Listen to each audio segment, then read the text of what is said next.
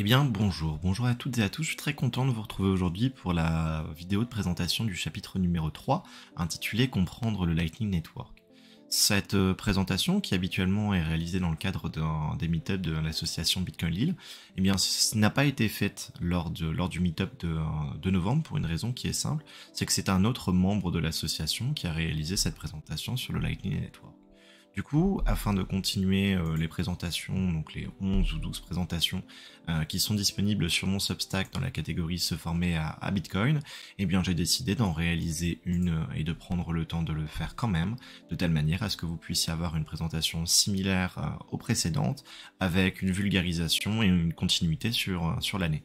Vous pouvez d'ailleurs aussi les retrouver directement sur la chaîne YouTube, dans la catégorie Playlist, dans laquelle il y a une catégorie Bitcoin List et aussi présentation, enfin bref, vous pouvez aller chercher par vous-même.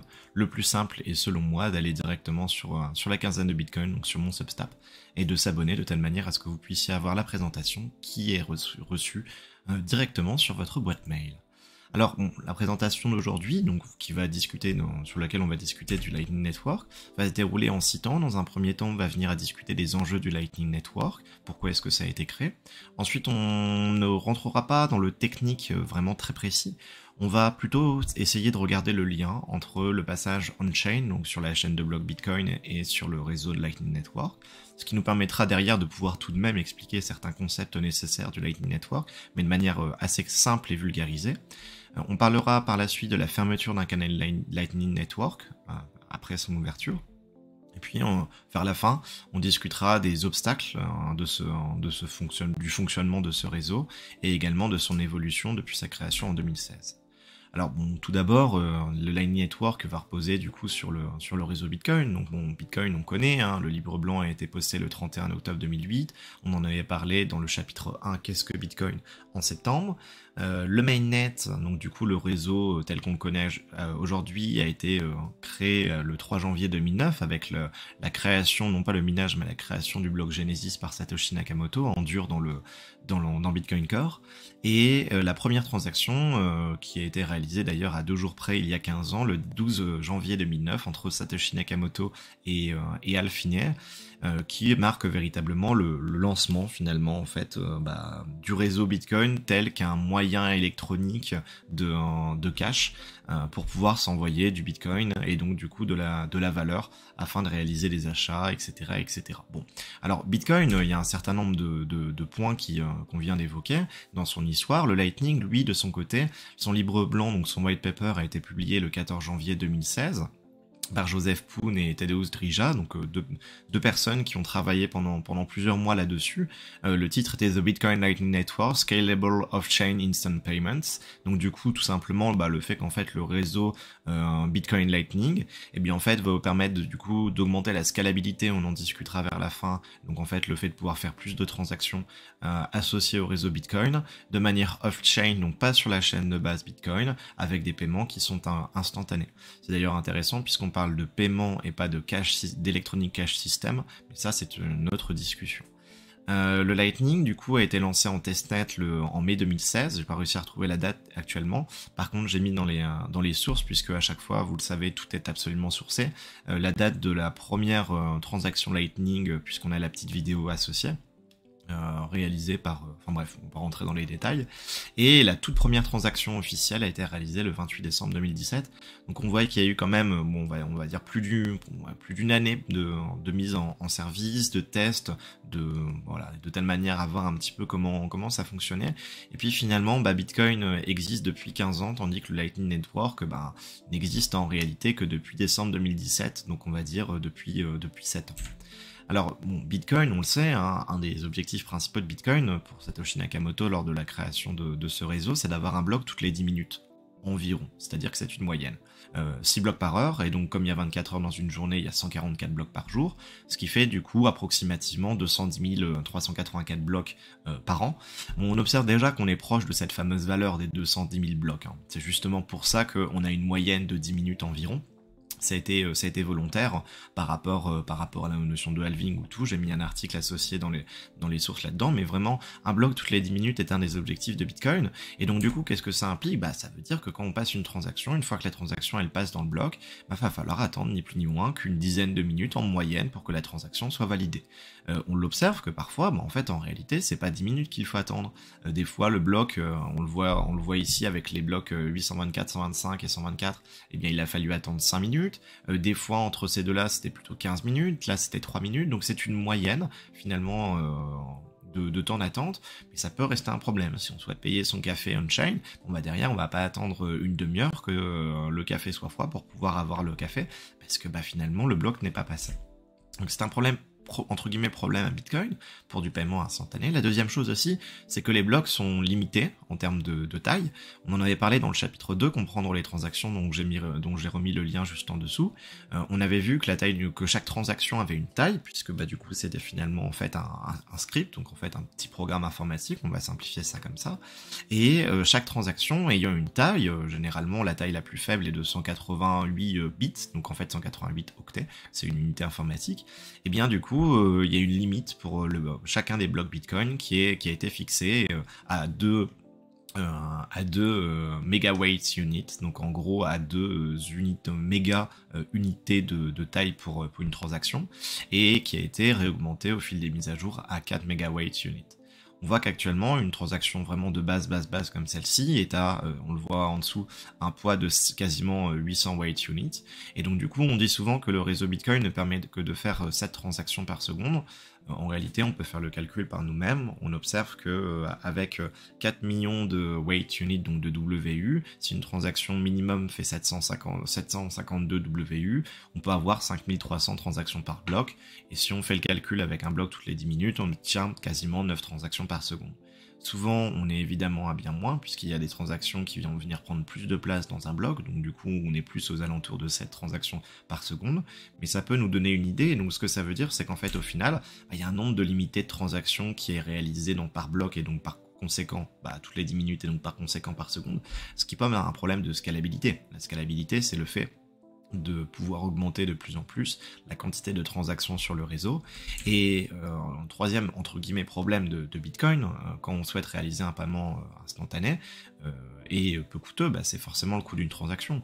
Assez souvent, lorsqu'on réalise un paiement sur Bitcoin, on le sait, il y a des frais de transaction qui dépendent de l'utilisation du réseau. Parfois, c'est de l'ordre de quelques centimes de dollars, des fois, je le dis en centimes de dollars, je pourrais également l'exprimer en satoshi, mais c'est pour parler un petit peu plus facilement pour les personnes qui ne s'y connaissent pas forcément, de manière vulgarisée.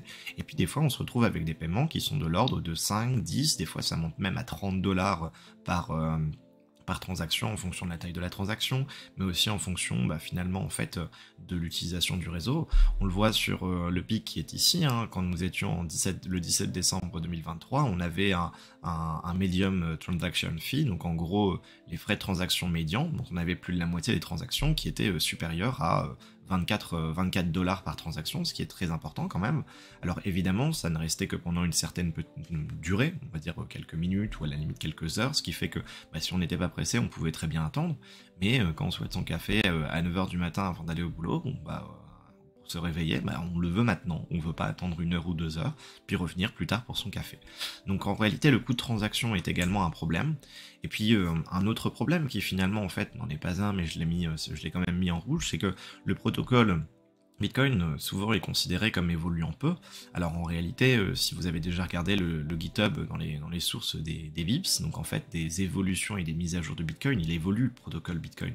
C'est juste que il faut un consensus pour qu'il puisse être modifié, que les modifications en fait entraînent des conséquences qui sont importantes pour le réseau, que ce soit le réseau des mineurs, le réseau des validateurs, ou même parfois de certaines situations avec les utilisateurs. Donc en fait, il y a beaucoup de choses qui font que il évolue, mais il évolue de manière assez, on va dire, dans une temporalité qui est assez élevée, et donc par conséquent, cela est vu par certaines personnes comme un problème. En réalité, ce n'en est pas un. D'autres personnes vont dire également, et c'est ce que j'ai mis en tout dernier, que le réseau Bitcoin il est sécurisé par de l'énergie, par beaucoup d'énergie d'ailleurs, que c'est coûteux, Certaines personnes peuvent le voir comme un problème. Néanmoins, je ne l'ai pas mis en rouge parce qu'en fait, en réalité, ce n'en est pas un puisque ça permet tout simplement de le sécuriser et qu'on a besoin de cette sécurisation pour éviter un certain nombre de problèmes, notamment certaines attaques. Et donc du coup, le réseau Lightning, en fait, il apparaît justement pour résoudre un certain nombre de problèmes. Le premier problème, c'est que la validation des transactions et donc des paiements sur Lightning est quasi instantanée. Enfin, c'est vraiment l'ordre de quelques dixièmes de seconde. Comparé au réseau Bitcoin, c'est beaucoup plus intéressant. En parallèle, le réseau Bitcoin qui ne peut faire que jusqu'à 7 TPS, donc transactions par seconde, sur le Lightning, on peut théoriquement monter jusqu'à plus de 1 million de transactions par seconde. Donc on a véritablement la scalabilité extrêmement importante, tout en sachant que généralement, on dit que sur les réseaux Swift et Mastercard, on est beaucoup plus de 7 transactions par seconde, on est à 27 000 TPS, entre 24 et 27 000 TPS, alors que là, sur Lightning, on explose ça. Alors, ça vous est certainement déjà arrivé d'ailleurs de payer par carte bancaire à 19h dans un bar et vous vous retrouvez à devoir passer 3 fois votre carte bancaire directement sur le terminal. En fait, l'une des raisons, c'est notamment le fait que, eh bien, en fait, il y a certaines heures où dans le monde, il y a beaucoup de connexions qui se passent en même temps et comme le nombre de transactions par seconde est limité pour le réseau Visa et Mastercard, eh bien, du coup, la vôtre ne passe pas. Avec le Lightning, cela n'arrive pas. En parallèle, le coût est quasi nul. Quand je dis quasi nul, c'est parce qu'en fait, en réalité, les coûts de transaction sont de l'ordre de centièmes de centimes. Donc ça veut dire qu'il faudrait plusieurs dizaines de transactions pour pouvoir payer un centime. C'est assez régulièrement le cas. Mais en fait, le coût d'une transaction sur Lightning va dépendre de la topologie du réseau. La topologie, en gros, c'est, on verra la carte du réseau un petit peu plus tard. Donc plus le réseau est développé, plus il va y avoir de connexions entre les différents intervenants, on va dire, et plus finalement, en fait, les coûts de transaction sont faibles. Et puis le protocole, il va évoluer. Il va évoluer parce que il a besoin potentiellement de moins de consensus, parce que derrière, c'est des entreprises pour la plupart qui en fait viennent à faire évoluer ce protocole. On parle de Blockstream, on parle de A5, etc., qui se sont d'ailleurs formés en une espèce de groupuscule d'entreprises qui finalement viennent à développer le réseau Lightning. Et donc on a une évolution qui est plus conséquente et plus rapide que le protocole Bitcoin. Également une évolution, on le verra en toute fin, qui est en fait payée par des entreprises qui font du pognon, alors que Bitcoin c'est pas le cas. Et puis, quant à la sécurité, en fait, la sécurité du réseau Lightning, elle repose, entre guillemets, parce qu'il y a des petites spécificités, mais finalement sur la sécurité du réseau Bitcoin. Donc ça, finalement, ça n'est pas un problème. Et donc, on voit que le Lightning a pour objectif de résoudre, en fait, certaines problématiques, entre guillemets, pour la vie quotidienne du réseau Bitcoin. Alors, on va expliquer assez rapidement ce dont on avait parlé dans le chapitre 2 pour la compréhension de comment fonctionnent les transactions sur le réseau Bitcoin. Donc là, on est vraiment sur Bitcoin, pas sur Lightning. Donc on a Alice qui va vouloir envoyer un Bitcoin à Bob. Pour ce faire, elle va prendre son portefeuille, par exemple le portefeuille Electrum. Elle va ici réaliser la transaction. Cette transaction est envoyée à un nœud auquel elle est connectée. Le nœud va vérifier deux choses. Première chose, que Alice dispose bien du 1 Bitcoin qu'elle veut envoyer. Deuxième chose, que Alice n'essaye pas de résoudre une double dépense. Si vous ne savez pas ce que c'est, dans le chapitre 2, on en a parlé. Et ensuite, le nœud, une fois que la transaction est validée pour lui, va la broadcast, donc va l'envoyer à l'ensemble des autres nœuds, qui vont également très rapidement vérifier ces deux conditions, c'est instantané, et la transaction va tomber dans ce qu'on appelle la memory pool de chaque nœud, donc en gros une piscine dans laquelle il y a toutes les transactions qui ont été validées et qui correspondent à ces deux conditions. On va avoir les mineurs qui, eux, derrière, vont aller piocher au sein de la memory pool de leur propre nœud les transactions qui les intéressent, ils vont les agglomérer dans un bloc, et lorsqu'ils ont terminé un bloc, et bien du coup ils vont valider ce bloc par le processus qui est le minage, dont on parlera dans notre chapitre 4 le mois prochain, et derrière, une fois que ce bloc est validé par le réseau, eh bien ce qu'il se passe, c'est que le bloc est du coup renvoyé aux validateurs, les validateurs vérifient que le bloc est bien validé, si c'est le cas, ils ajoutent le bloc à la blockchain, comme ici le dernier bloc, le bloc 1006, et à ce moment-là, on a du coup le nœud de Alice qui va renvoyer l'information à Alice, et donc du coup la possession du Bitcoin qui est transférée de Alice à Bob. Voici comment fonctionne le réseau Bitcoin. Et donc du coup, nous, ce à quoi on va s'intéresser, c'est donc du coup, on va s'intéresser au passage entre le Bitcoin et Lightning. Donc entre le passage entre le on-chain c'est sur Bitcoin, et le réseau Lightning Network, donc du coup, ce qui va être au-dessus. Alors, j'ai mis ma chaîne de blocs Bitcoin ici avec mes blocs 1000 à 1006, on a notre réseau de nœuds à droite, et en fait le réseau Lightning Network, donc qui est ce qu'on appelle la Layer 2, puisque Bitcoin est considéré comme une Layer 1, on utilise ce vocabulaire pas mal dans d'autres crypto-monnaies, eh bien Lightning Network c'est justement une surcouche du réseau Bitcoin. Alors cette surcouche, elle va être basée sur un réseau de nœuds également, que j'ai représenté ici de la même manière que ce que j'avais fait pour Bitcoin, puisque c'est des ordinateurs, des téléphones parfois, des ordinateurs portables, des fois c'est des petites machines comme des Raspberry Pi ou autres.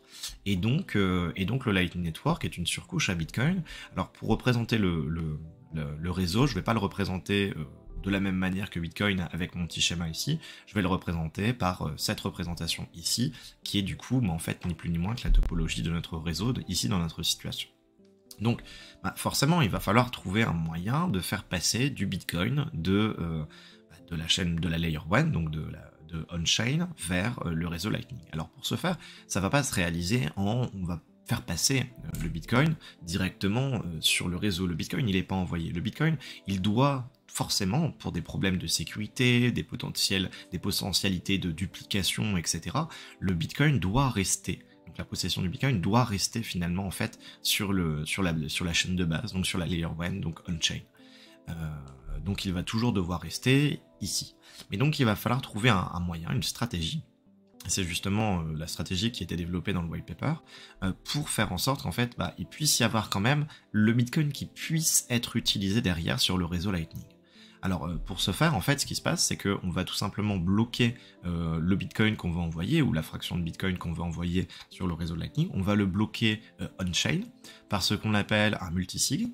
Et derrière, une fois que ce Bitcoin est bien bloqué on-chain, donc ça veut dire qu'il va y avoir une transaction qui va être réalisée on-chain, et on va s'intéresser à ça dans une petite minute, et bien à ce moment-là, le Bitcoin va être utilisable désormais sur le réseau Lightning, et donc il sera ajouté dans ce qu'on appelle un canal, ou bien des fois en anglais on utilise le terme channel, entre deux intervenants. Ici notre intervenant A qui est, on va dire Alice, et son copain Bob, et donc on aura le Bitcoin qui sera bloqué dans le canal entre Alice et Bob, mais la notion de canal on en parlera plus tard.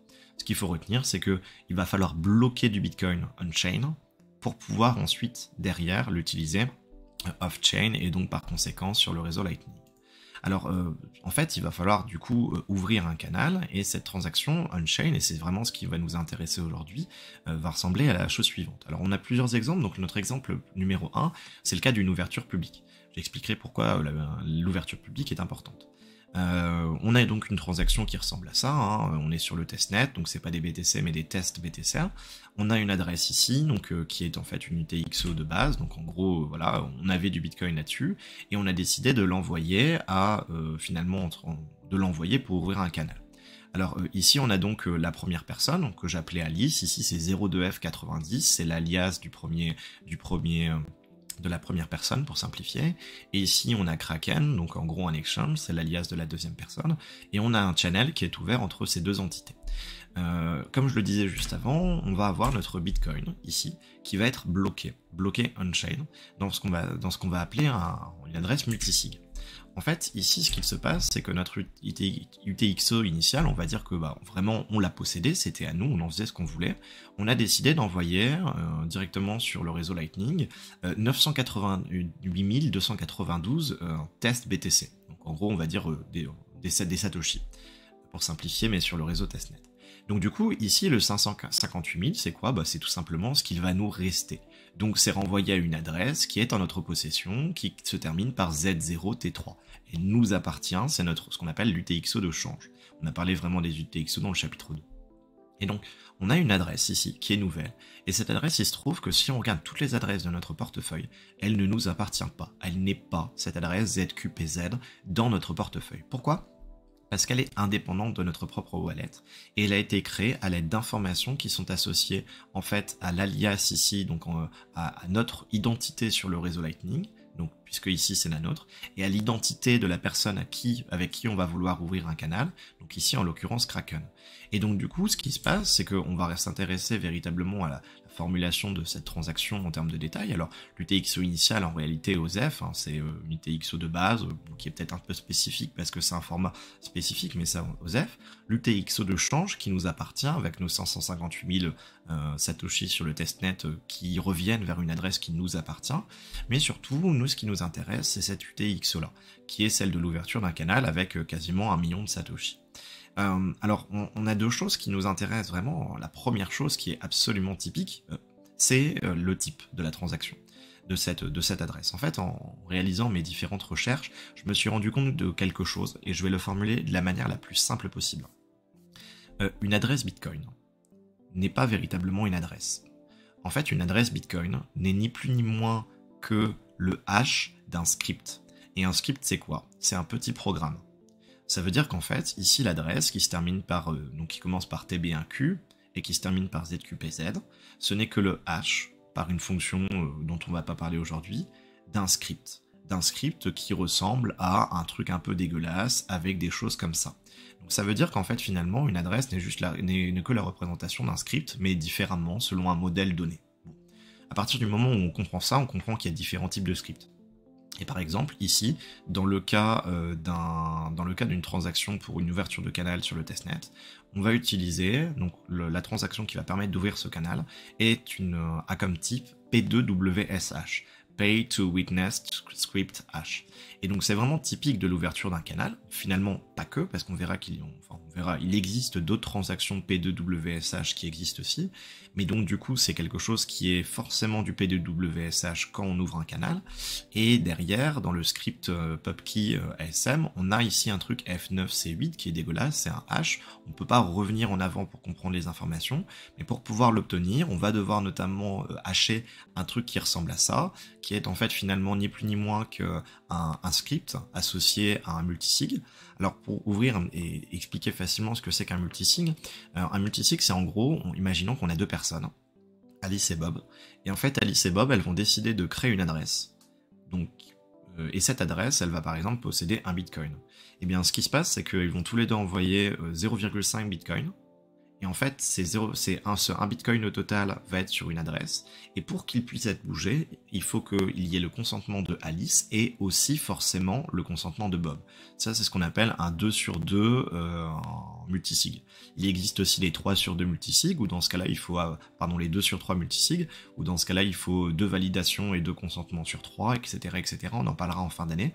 Mais donc là, il faut comprendre qu'en fait, en réalité, dans les informations de notre UTXO associée à l'ouverture de canal, on a d'une part l'information que c'est une adresse P2WSH, donc qui est typique de Lightning mais pas que, d'une ouverture Lightning mais pas que, et aussi dans notre skip PubKey mais qu'on ne peut pas réussir à décoder, on a finalement l'identité de la personne sur le réseau Lightning, numéro 1, l'identité de la personne donc numéro 2, donc ici c'est Kraken, la personne numéro 1 c'était 02F90, etc., sous la forme d'une adresse type multisig. Donc ce truc-là, c'est haché, ça donne quelque chose qui est un peu dégueulasse de cette forme-là, et derrière, ce truc-là, on va venir à le transformer sous la forme d'une adresse qui nous convient. Donc ça veut dire qu'en fait, il faut vraiment retenir qu'on a une notion de fonds qui sont partagés entre les deux personnes, avec l'ouverture du coup l'utilisation d'une adresse multisig, et donc pour que les fonds puissent bouger finalement et sortir de Lightning, puisque là actuellement ils sont bloqués, on voit qu'on a notre channel open entre Kraken et 02F90, donc cette personne-là, ce qu'on observe c'est qu'en fait, les fonds sont bloqués on-chain. Ils ne peuvent plus bouger. Et ils ne pourront bouger qu'à condition que les deux personnes soient d'accord. Et donc, à ce moment-là, les deux personnes soient d'accord pour que les fonds repartent on-chain, soient débloqués et puissent être utilisables on-chain. Et donc, par conséquent, plus utilisables sur le Lightning. Alors ici, j'ai cliqué sur mon canal. Si on clique ici directement sur le truc qui est en jaune, sur Mempool, on obtient ceci. Donc, on a Kraken. Ici, on a l'identité de la deuxième personne en question. On a notre transaction d'ouverture avec l'ouverture d'un canal. Bon, ok. Alors ici on était dans le cas d'une ouverture publique, ok. On disait qu'on avait le P2WSH, et en fait ce qu'il se passe c'est qu'il existe une deuxième situation. Là dans la transaction qui avait été réalisée, c'était une transaction qui avait été réalisée à la main, c'est-à-dire directement, avec un nœud Lightning vraiment codé entre guillemets en dur. Je vous montrerai un exemple tout à l'heure. Il existe généralement quand on utilise un portefeuille, un wallet comme Electrum ou comme A5 ou comme d'autres, en fait une forme de la transaction d'ouverture qui va être un peu différente.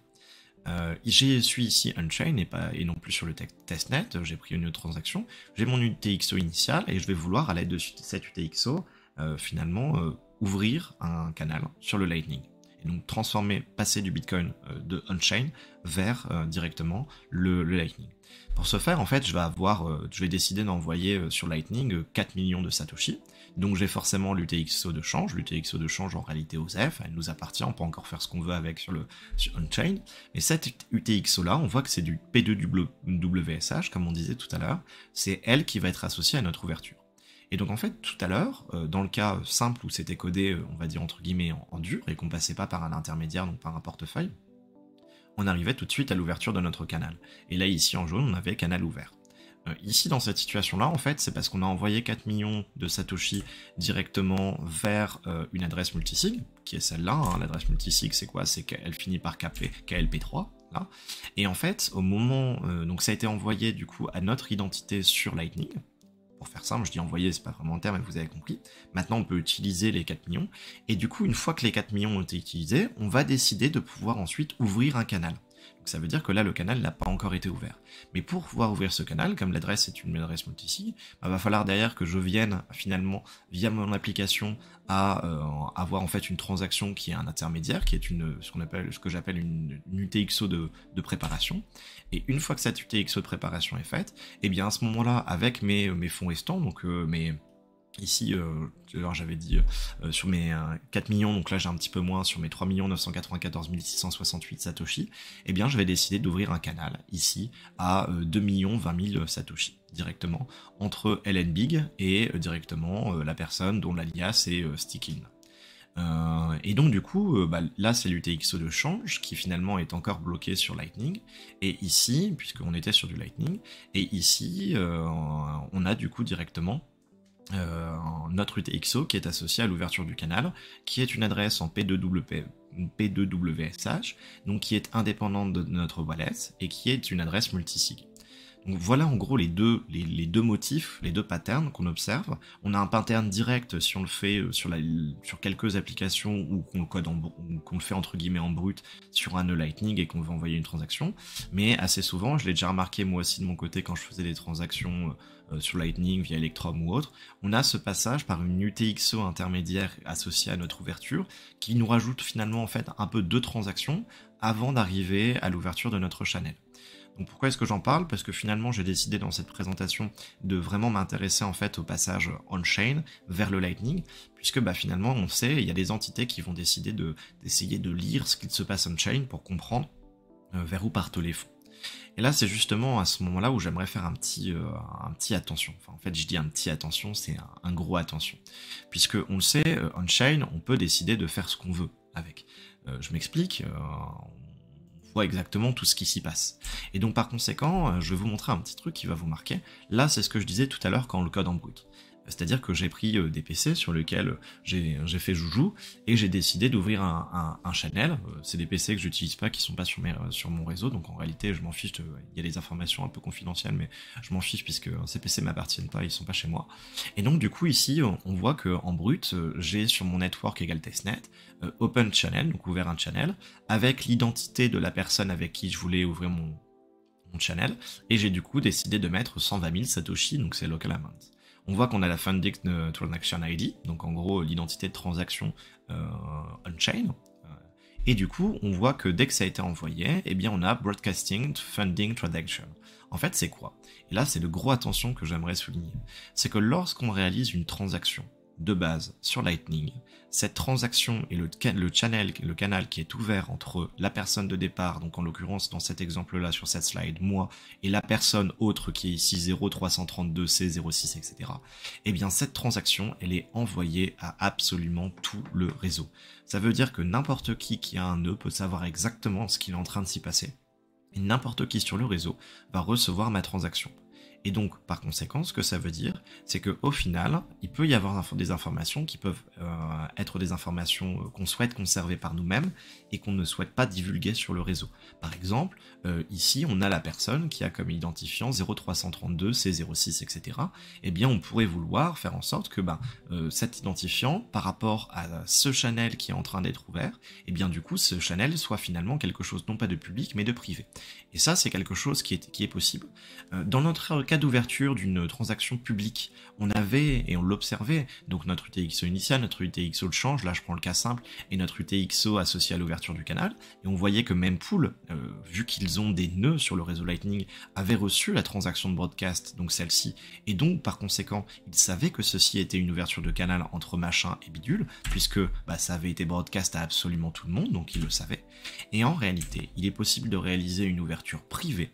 Pour ce faire, on rajoutera juste une petite commande à ce qu'on a ici, c'est ce que j'ai mis là, on rajoute la petite commande .private, et dans ce cas-là, cette transaction n'est pas envoyée à la totalité du réseau, elle n'est envoyée que que directement à la personne avec qui on veut ouvrir le channel, et le canal du coup ne va pas venir on en parlera tout à l'heure, à router d'autres transactions. Autrement dit, personne à part les deux intermédiaires, donc du coup la personne qui ouvre le canal et la personne qui est en face entre guillemets, et bien du coup personne ne va pouvoir d'autres ne va pouvoir savoir qu'il y a un lien entre ces deux entités. Et donc dans le cas d'une ouverture publique, en fait tout le monde peut savoir que il y a un channel qui a été ouvert entre telle personne et telle personne, puisque les informations on les a sur le réseau Lightning, tout le monde les a. Et dans le cas d'une ouverture privée, c'est exactement la même chose, sauf qu'on n'a pas ces informations-là. Donc on ne peut pas savoir à quoi est associée cette transaction, et surtout on ne peut pas savoir si c'est une transaction qui a été associée à l'ouverture d'un canal. Et ça c'est très intéressant parce que dans le cas de tout à l'heure de ce qu'on voyait, on avait ceci. Donc là c'était le cas de l'ouverture d'un canal on-chain dans le cas d'une transaction qui était publique. On avait un P2WSH, on avait un script qui était haché avec un multisig, et on avait aussi finalement tout le monde qui savait que c'était l'ouverture d'un channel entre machin et bidule. Et bien dans le cas maintenant d'une transaction privée, c'est exactement la même chose, sauf qu'on ne peut pas être certain que c'est l'ouverture d'un canal, et surtout on ne sait pas entre qui et qui. Par conséquent, oui, on voit que la transaction est une P2WSH, on peut peut-être se dire que c'est une transaction Lightning, mais en réalité, comme il existe plein d'autres types de transactions qui utilisent le P2WSH, on ne peut pas le savoir. Autrement dit, lorsqu'on réalise l'ouverture d'un canal, et donc finalement l'envoi de Bitcoin sur du Lightning de manière privée, donc avec le --private, et bien par conséquent, on ne peut pas affirmer du tout que c'est bien quelque chose qui est associé à du Lightning. Et de toute façon, notre script pubkey qui est ici, on ne peut pas le hacher à l'envers pour retrouver la pubkey de départ. Donc par conséquent, en fait, on a véritablement une privacy qui est parfaite de ce point de vue-là, du point de vue de l'ouverture du canal. On ne peut pas savoir que c'est une transaction, que cette transaction on-chain est associée à du Lightning. Alors, bon, ça c'était peut-être un petit peu technique, mais je pense que c'était un lien qui était important, puisque finalement, en fait, ce qu'il faut comprendre de tout ça, c'est que pour pouvoir, entre guillemets, envoyer du Bitcoin sur du Lightning, en fait, c'est pas qu'on va l'envoyer, c'est qu'on va le bloquer on-chain sur une adresse P2WSH, donc qui est une adresse multisig, bloquée par les deux intermédiaires, pour qu'il ne puisse plus être dépensé sur le réseau Bitcoin, mais maintenant il deviendra dépensable sur le réseau Lightning. Et donc, par conséquent, on va avoir en fait finalement notre Bitcoin qui maintenant va être dépensable entre ici où j'ai ma souris la personne A et ici où j'ai ma souris ma personne B. On va donc du coup discuter du fonctionnement succinct du Lightning. Pourquoi je dis succinct? Parce que le fonctionnement est très complexe, et en réalité j'ai pas envie de rentrer dans les détails. Mon objectif, c'est aussi de vulgariser un petit peu les choses, et de vraiment discuter du lien entre le on-chain et le Lightning. Alors, le Lightning fonctionne sur une base, qui est ce qu'on appelle la base des canaux. Bien des fois, on parle, je le disais tout à l'heure, des channels. Un canal Lightning, il faut vraiment voir un peu à l'image d'un boulier. C'est-à-dire que je vais avoir une certaine quantité à gauche, une certaine quantité à droite, et puis je vais la bouger entre les deux personnes. Les bouboules là que je vois en rouge, en jaune et en bleu, qui pourraient finalement correspondre à trois canaux différents, elles ne peuvent pas sortir. C'est-à-dire que je ne vais pas pouvoir avoir une bouboule bleue qui va du coup partir de la troisième ligne, mais qui va se retrouver sur la ligne rouge. Non, ça c'est pas possible. C'est-à-dire que quand on va ouvrir un canal, ce canal, il restera comme ça jusqu'à ce qu'on décide de le fermer. C'est-à-dire qu'il ne peut pas y avoir des nouvelles bouboules qui vont arriver sur ce canal. Et donc on va prendre notre situation où on a Alice et Bob qui ont du Bitcoin sur du Lightning. Donc par conséquent, Alice, ce qu'elle a fait, c'est qu'elle a pris son adresse on-chain, elle a décidé d'ouvrir un canal avec Bob. Donc on a un multisig, une adresse multisig P2WSH on-chain qui est présente dans une transaction qui a permis de bloquer les 3 bitcoins on-chain, et en réalité on a l'ouverture d'un canal qui vient de se faire. qu'il soit public ou privé, on s'en fiche, l'ouverture d'un canal. Évidemment, en privé, c'est mieux. Et donc, ce que Alice va vouloir faire, donc c'est Alice qui a mis 3 bitcoins, mais elle a ouvert un canal avec Bob, et lui, Bob n'a rien mis, donc du coup, il a 0 bitcoin. Alice va vouloir envoyer du bitcoin à Bob. Donc, ce qu'elle va faire, c'est qu'elle va vouloir envoyer 2 bitcoins. Donc, cet envoi de bitcoins, à l'image d'un boulier, va se retrouver du côté de Bob. Et donc, on va avoir maintenant Alice dans son canal qui va avoir 1 bitcoin, et Bob qui, lui, de son côté, va avoir 2 bitcoins. Ça, c'est le fonctionnement du Lightning. Et bien, si Bob va vouloir envoyer 1 bitcoin de nouveau, et ben, ce qui va se passer, c'est qu'il va se passer exactement un truc entre guillemets contraire. Et puis, finalement, à la fin de notre canal, Alice a 2 bitcoins, Bob en a 1. Bob ne peut de nouveau envoyer, s'il le souhaite, un bitcoin à Alice, puisqu'il dispose de la liquidité de son côté, il peut en envoyer un. Par contre, Bob ne peut pas envoyer de bitcoin à Alice dans ce canal-là, puisque Bob n'a ni plus ni moins que 1 bitcoin de liquidité qu'il va pouvoir envoyer à Alice sur ce canal, donc il a que 1 bitcoin de son côté du canal. Donc par conséquent, on verra que finalement, ça peut aussi parfois être un problème. Et donc, on le verra dans la présentation, enfin dans la partie numéro 4, une fois que Alice et Bob ont terminé leurs multiples échanges, puisque en fait les échanges qu'ils sont en train de réaliser, ils vont pouvoir en faire des milliers, des millions, voire même sur plusieurs années, peut-être qu'ils peuvent en faire qu'un seul, ça dépend d'eux.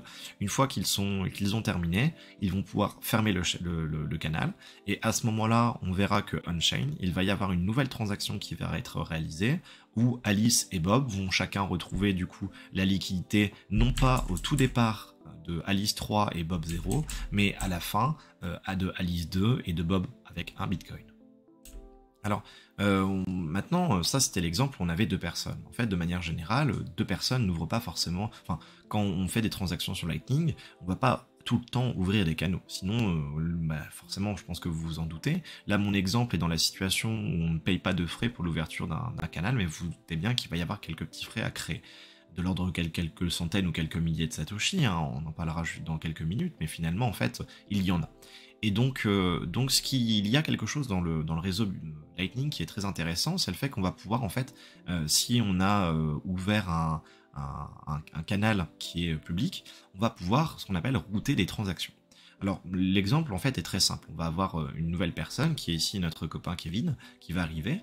Et donc, on a Alice et Bob qui ont ouvert un channel tous les deux. Alice a 3 bitcoins et Bob en a 0. On est sur le réseau Lightning. Et ici, Bob qui en a ouvert un canal avec Kevin, et Bob a 2 bitcoins, et du coup, Kevin n'en a pas. Donc, on a eu des transactions on-chain associées, mais ici, l'on-chain, ça nous intéresse pas. Et donc, sur le Lightning, on veut avoir Alice qui va envoyer une certaine quantité de bitcoin à Kevin. Par exemple, Alice pourrait décider d'envoyer 1 bitcoin. Et bien, ce qu'il se passe, c'est qu'en fait, au moment où Alice va réaliser cette transaction, le réseau va aller chercher la route la plus courte entre Alice et Kevin. Et donc elle va observer qu'il n'y a pas de route, il n'y a pas de chemin de channel créé entre Alice et Kevin. Donc il va essayer, plutôt que de créer un channel, de voir s'il ne peut pas passer par d'autres intermédiaires. Et donc Alice, elle observe qu'il y a un intermédiaire, donc en gros quelqu'un avec qui elle a un channel, et puis en même temps ce quelqu'un a un channel avec Kevin. Et donc en fait elle va dire, tiens, moi ce que je te propose, c'est que je te dis que je vais vouloir t'envoyer 1 bitcoin, et donc du coup toi tu vas envoyer 1 bitcoin à Kevin. Voilà comment ça se passe, le routage de paiement. Alors vous vous doutez bien que dans le routage de paiement, Alice, elle va pas d'abord envoyer le 1 bitcoin, et puis Bob, à son gré, s'il est gentil, il va envoyer 1 bitcoin à Kevin. Non. Il va y avoir un passage de messages, de validation des messages, de signature des messages petit à petit, qui fait qu'en fait, en réalité, au moment où Alice va véritablement envoyer le 1 bitcoin à Bob, les messages ont déjà été signés pour l'envoi de 1 bitcoin à finalement Kevin. Donc voilà un petit peu le fonctionnement du routage de paiement sur Lightning. C'est assez intéressant. On pourra avoir d'autres choses dont on pourrait parler d'ailleurs. Si maintenant Kevin, je voulais vérifier, ok. Si maintenant Kevin décide d'envoyer 1 bitcoin à Bob, il peut le faire. Mais si par exemple Alice, elle décide de nouveau d'envoyer 2 bitcoins à Kevin, elle peut pas. Elle peut envoyer 1 bitcoin à Bob et Bob va envoyer son dernier bitcoin à Kevin, mais si elle va envoyer 2 bitcoins, bon bah d'accord, ok, Bob aurait potentiellement 3 bitcoins de ce côté-là, mais dans son autre channel qu'il a avec Kevin, et bien finalement en fait il n'a pas 2 bitcoins qu'il reste, il n'en a plus qu'un seul, et donc par conséquent en fait on va avoir des problèmes assez rapidement de liquidité, puisque comme je le disais avec l'exemple tout à l'heure de notre boulier, une boule qui est rouge ne peut pas passer sur une ligne jaune. Inversement, une boule qui est bleue ne peut pas passer sur une ligne rouge. Ben, c'est un peu la même idée. C'est pour ça qu'ici j'ai mis 2 couleurs différentes au niveau de nos bitcoins pour pouvoir les séparer, de telle manière à ce que finalement le bitcoin qui est dans ce channel qui est en orange, il est impossible qu'il passe dans le channel qui est ici, qui est un bitcoin que j'ai mis en bleu turquoise, bleu vert. Bon, voici le fonctionnement finalement des canaux Lightning. C'est un fonctionnement qui est plutôt intéressant, qui a des points positifs, mais qui a également des points négatifs. Alors, vous vous doutez bien, comme on-chain, quand on réalise des paiements, il y a des frais de transaction. Ces frais de transaction sont calculés de la manière suivante. On-chain, on a les Satoshi par byte, donc le taux de frais de transaction, etc. On en a parlé dans le chapitre 2. Et sur le Lightning, en fait, c'est calculé par 2 coefficients. Le premier coefficient qui s'appelle le base fee, donc c'est les frais de base, c'est fixe. Ça veut dire que pour réaliser un paiement, il va falloir que que finalement tu viennes à dépenser un Satoshi, quel que soit le montant. Et en plus de ce montant qui est fixe, donc ça peut être très intéressant, notamment pour éviter les spams, tout simplement, quelqu'un qui voudrait spammer plein de transactions Lightning à notre nœud, donc sur notre machine, derrière, si on met des frais, la personne est obligée de dépenser du coup une certaine quantité de Satoshi, ici un Satoshi de base, quel que soit le montant, donc du coup ça peut être intéressant, ça peut permettre d'éviter les attaques DOS, donc par déni de service, bref. Et puis en plus de ces frais fixes, on a aussi des frais supplémentaires. Alors ces frais supplémentaires, ils sont généralement exprimés en ppm, en partie par million. Donc ça veut dire quoi? Ça veut dire que par exemple, si j'ai 1 ppm, je vais dépenser 1 satoshi pour 1 million de satoshi qui vont passer par mon canal. Et donc là ici sur 1ml.com, dont j'ai mis le lien juste en dessous, on observe que les fee rate per sats est un petit peu différent. En fait, on va payer 0,0000001 Satoshi, ça doit faire un 100 millionième ou 10 millionième de Satoshi, et donc du coup, forcément, plus la transaction est importante sur ce nœud-là, en termes de quantité de Satoshi qu'on va envoyer, plus on va payer. Forcément, ça demande de la liquidité, ça demande d'avoir bloqué du Bitcoin on-chain pour ça, ça demande beaucoup de choses, donc voilà un petit peu le fonctionnement des frais de transaction. Et donc du coup, comme on disait tout à l'heure, on va avoir un moment ou un autre Alice et Bob qui vont en avoir marre, et qui vont dire, bon tiens, moi, ça y est, j'ai fait toutes mes transactions, et puis notre canal, je vais décider de le fermer.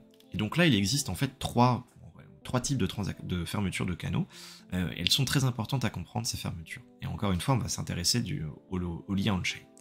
Le premier type de fermeture de canal, c'est la fermeture coopérative. Alors la fermeture coopérative, c'est très simple, c'est que les deux parties, elles vont se mettre d'accord pour pouvoir fermer le canal. Ça ressemble exactement, donc je vous ai mis l'exemple avec les liens en dessous, c'est ceci, exactement à une transaction habituelle.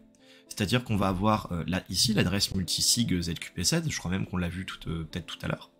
Et bien en fait cette adresse, qui à la base n'avait pas été dépensée, et bien au moment où Alice et Bob vont vouloir, donc ici c'est avec Kraken et l'autre intermédiaire 02F90 qui est son alias, lorsque ces deux alias vont vouloir finalement arrêter là et fermer le channel, et bien ce qu'il se passe c'est qu'on va avoir une transaction de type multisig, l'adresse associée du coup au multisig, qui avait bloqué la certaine quantité de bitcoin on-chain, qui va être finalement libérée, et qui va renvoyer les fonds là où ils doivent être renvoyés en fonction de de où sont les fonds à la fermeture du canal. Par exemple, dans notre exemple ici, on avait Alice qui avait 3 bitcoins au départ, Bob qui en avait au total 0 et 2, et ici Kevin qui en a 0. Et bien si on ferme ces deux channels là, et bien dans ce cas là, à la fin, on aurait Alice qui en aurait 3, Bob qui en aurait finalement 0 plus 2, et puis du coup Kevin qui en aurait 0. Mais si par contre on a réalisé cette transaction là, et qu'on décide de fermer ces deux canaux en même temps, et ben en fait là où les transactions finales, on aurait ici Alice qui en aurait 2, Bob qui en aurait 1 plus 1, et puis Kevin qui en aurait 1. Donc finalement cette transaction en fait va prendre l'image finale à la fermeture du canal de la répartition des bitcoins. Donc on observe que c'est bien une adresse P2WSH, on observe que du coup sur la fermeture on a un OP check multisig parce que c'est une adresse P2WSH associée à un multisig entre Kraken et 02F90, donc autrement dit, il a fallu que les deux parties se mettent d'accord sur qui reçoit quoi à la fin. On a des informations qui sont ici typiques, mais en réalité on s'en fout. Moi il y a véritablement trois choses que je vais vous laisser formuler et qu'on va garder en tête.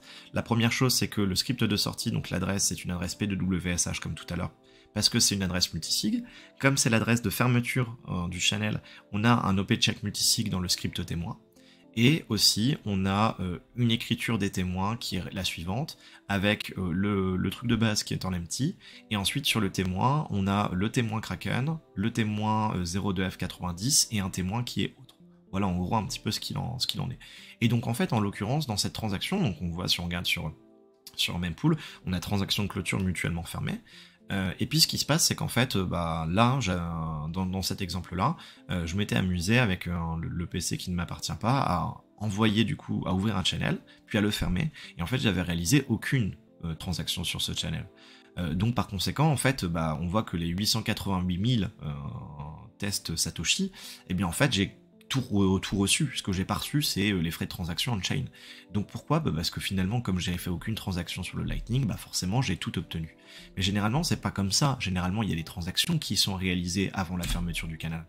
Et donc là, j'ai décidé de faire une petite modification, donc c'est modification d'image, où en fait on aurait, on va dire que tiens, Kraken et 02F90 c'est Alice et Bob, et bien Kraken qui est Alice, lui, il avait 988 000 Satoshi au départ, et bien à la fin il en a plus que 888 000, et Bob, en fait il a reçu sur Lightning 100 000 Satoshi, et donc au moment de la fermeture du canal avec le multisig entre Alice et Bob qui est validé, et bien cette transaction va envoyer la répartition finale avec cette quantité-là de tests Satoshi à Alice et cette quantité-là de tests Bitcoin à Bob.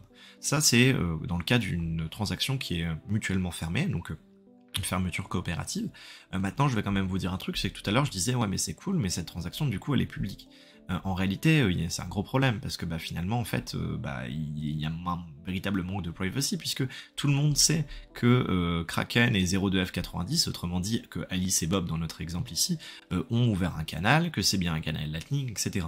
Donc on pourrait avoir en fait finalement la même chose que ceci, qui serait en fait finalement réalisé non pas en public mais en privé, et dans ce cas-là, si on est en privé, eh bien voici exactement ce qui se passe sur en fait la lecture et l'analyse on-chain, c'est toujours une adresse P2WSH, on a toujours un OP-check multisig, on a toujours des témoins qui ressemblent à ça, mais on observe que mempool ne comprend pas que c'est une fermeture de canal, il comprend juste que c'est une multisig 2 sur 2. Pourquoi ? Parce que la transaction, même si ça envoie cette quantité-là à Alice et cette quantité-là à Bob, mais n'est pas considérée comme une transaction de clôture puisqu'on ne sait pas, on n'a pas eu l'information que c'est une transaction qui est associée à une ouverture ou une fermeture de canal, puisque cette transaction n'a pas été broadcast, elle n'a pas été partagée sur le réseau Lightning, puisqu'on a rajouté le -- private. Et donc par conséquent, c'est juste finalement en fait une transaction multisig 2 sur 2, et c'est tout. Donc c'est vraiment là où c'est intéressant la privacy on-chain des transactions Lightning, parce que derrière, si on a cette caractéristique -- private qui est rajoutée lors de notre transaction Lightning, et bien derrière on gagne en privacy sur la blockchain Bitcoin. Alors la fermeture coopérative, finalement on voit qu'il y a, ça ressemble à une transaction multisig habituelle, rien de plus, mais il existe aussi les fermetures non coopératives. Et là il en existe deux types. Une fermeture non coopérative, c'est quand on va voir quelqu'un qui va dire tiens, moi je vais décider de envoyer directement l'état final, mais sans que tu sois d'accord. Parce que coopératif, c'est en gros, on a les deux personnes, Alice et Bob, et on a Alice qui dit tiens, qui envoie un message à Bob sur le Lightning et qui dit moi je veux fermer le canal, est-ce que t'es d'accord ? Voici la répartition que je propose. Bob dit moi je suis d'accord, et donc à ce moment-là, on a ceci. Dans le cas d'une fermeture non coopérative, on va avoir Alice qui va dire moi je ferme, elle le dit au réseau, moi je ferme, et la dernière transaction c'est ceci. Donc en fait la dernière image de la répartition des fonds c'est ceci. Et à ce moment-là, ce qui se passe, c'est que en fait on va avoir donc une des deux parties qui va décider de fermer le canal, et cela sans tricher. Alors, pourquoi est-ce qu'elle pourrait décider de faire ça?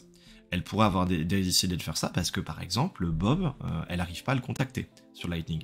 Parce que, par exemple, Bob, il s'est pas connecté sur son nœud, donc sur sa machine depuis quelques semaines, et donc quand elle lui envoie la demande d'une fermeture coopérative, il n'y a pas de réponse. Et donc, par conséquent, elle décide de faire sans tricher, hein, avec finalement la répartition finale des fonds du canal, elle décide de faire une fermeture non coopérative. Et donc à ce moment-là, bon, ça ressemble à une fermeture qui est tout à fait habituelle. On a toujours l'adresse P2WSH parce que c'est du multisig, on a même le OP check multisig, on a le même truc que ce qu'on avait tout à l'heure, sauf que ici on a channel close. Pourquoi est-ce que les gens voient que c'est un channel close entre LNBig et StickyLN, dont on a parlé tout à l'heure? Parce que c'est une transaction qui a été réalisée en public, et donc ici on voit que la personne, en fait, elle avait ouvert un channel. Elle n'a rien envoyé finalement au final sur Lightning, et à la fin elle avait la même quantité au moment où elle a voulu fermer, ce qui fait qu'ici qu'il y a un seul output dans la transaction. On voit que c'est une fermeture qui est forcée, mais StickyLN, qui a voulu fermer son channel avec LNBig, eh bien n'a pas essayé de mentir sur l'image finale des fonds, de la répartition des fonds.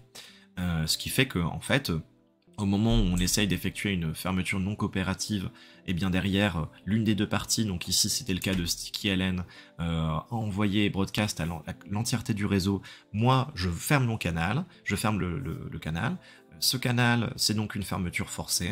Voici la répartition du final. LNBig n'a rien, et moi j'ai la totalité, donc les 2 20 000 tests BTC, parce qu'il n'y a eu aucune transaction sur Lightning qui a été faite, et je dis que c'est l'image finale de la répartition des fonds sur le canal.